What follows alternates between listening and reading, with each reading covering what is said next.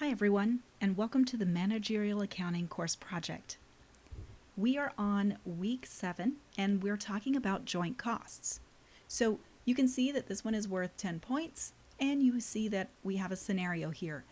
Basically, you've been making these cupcakes and you notice that as you shift from baking or mixing vanilla batter to the chocolate batter, that you're throwing a lot of the vanilla batter away.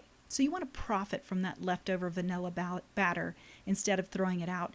And you decide that you're going to make boutique dog biscuits. All you need to do is add a little bit more ingredients and then bake them on sheets. So we need to now calculate that market value at split off, and we're going to calculate it by the physical unit method as well. So let's go ahead and start. Again, I just wanted to point out that sometimes the numbers that you see on my screen are going to be a little bit different than what is in your project. That's okay. Just kind of keep the process of calculating it in your head versus the absolute numbers. So the total market value at split off is really just going to be this number, which is your batter per dozen, and you're going to multiply it by the selling price at the split off point. So that just gives me 174.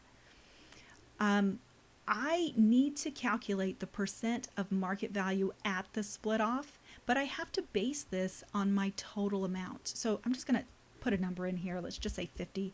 And then I'm going to take the sum of these two numbers. Now I can calculate the percent of market value at the split off. So I'm going to take my 174 and I'm going to divide it by the total cost. And that tells me that of this 224, this 174 makes up 77%. So now we move on to the joint costs. Well, what are the joint costs? Well, the joint costs are up here, the total cost. Now I need to know how much of this total cost I should allocate to the vanilla cupcakes and the dog biscuits. And we can just take that percentage and multiply it by the total joint costs. And this will give me how much money I should be allocating to the market value at split off method. So you also have the physical unit method. And if you need a refresher on how to work these two methods, then you can go to your textbook, chapter 19. This is the market value at split off method. It does provide some information on how to calculate your allocations. And then if you go 2 pages before that, you have the physical unit method. I'm going to go back to the workbook because 6 of the 10 points that you're going to get here are allocated to this discussion question. So the discussion is the choice of joint cost allocation methods impacts your income statement and your balance sheet.